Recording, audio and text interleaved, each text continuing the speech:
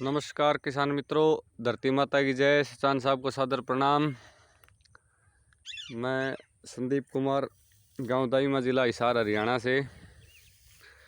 किसान मित्रों, आज आपको मैं रासायनिक खेती और अपनी प्राकृतिक खेती, जंगल की मिट्टी से बनाए गए जीवामृत से की जाने वाली खेती की आपसी तुलना दिखाता हूं प्रैक्टिकली, और बताता हूं कि जीवामृत का क्या परिणाम है खेती के अंदर।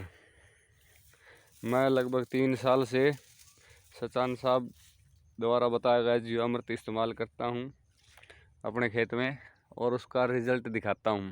किसान मित्रों, ये मेरा खेत है और ये मेरे ताऊ जी का खेत है। हमारे हरियाणा में पिताजी के जो बड़े भाई होते हैं उनको ताऊ बोलते हैं, तो ये मेरे ताऊ जी का खेत है। अब पहले तो आप दोनों ज़मीनों का अंतर समझिए, फिर आपको आसानी रहेगी जीवामृत के परिणाम को देखने और समझने में। मेरे खेत में चिमनी भट्ठा था, ऊपर की जो उपजाऊ मिट्टी थी वो सारी उठ गई थी। खेत बहुत ही कमज़ोर था। पहले मैं जब रासायनिक खेती करता था 3 साल से पहले, तो रासायनिक खाद औरों के बराबर डालने पर भी पैदावारी औरों से काफ़ी कम होती थी। ये ताऊ जी का खेत है, इसकी मिट्टी नहीं उठाई गई। जो पहले की जो खेत है वो एज इट इज़ है, मतलब इसमें कोई किसी तरह की कोई कमी नहीं थी। फुल उपजाऊ ज़मीन है पूरी और बढ़िया, मतलब किसी तरह की कोई दिक्कत कमी नहीं है इसमें। इसमें रासायनिक खेती होती है ताऊ जी वाले में, और अपने यहाँ सचान साहब वाले जीवामृत से प्राकृतिक खेती होती है। तो इसमें फ़र्क देखिए आप, क्वालिटी का और प्रोडक्शन का भी फ़र्क देख रहे हैं।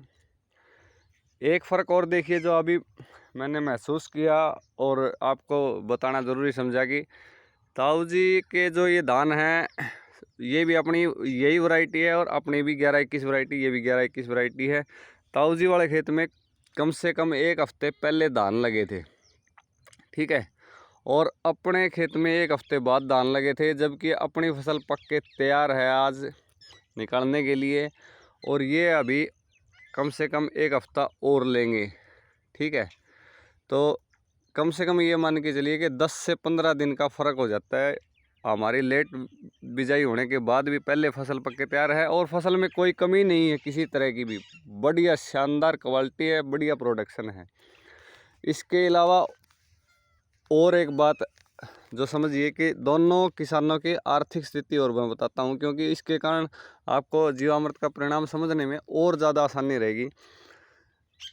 ताऊ जी के खेत में उच्च क्वालिटी की जो भी मतलब रासायनिक खाद है और मतलब जो भी केमिकल फर्टिलाइज़र पेस्टिसाइड जो भी इस्तेमाल होता है उच्च क्वालिटी का, क्योंकि 3 सरकारी नौकरियां हैं ताऊ जी के घर में। आर्थिक रूप से पूरी तरह समृद्ध किसान हैं। गांव में अच्छी खासी ज़मीन है, ट्रैक्टर वगैरह हर चीज़ है, मतलब उच्च क्वालिटी की टेक्नोलॉजी है, उच्च क्वालिटी का सारा मतलब इस्तेमाल किया है।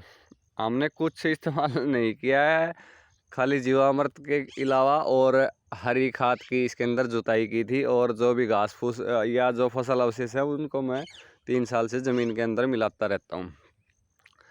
तो कमज़ोर ज़मीन होने के बावजूद और इस रासायनिक खेती से बढ़िया प्रोडक्शन आप देख रहे हैं और क्वालिटी भी शानदार है, आप देख रहे हैं इसमें।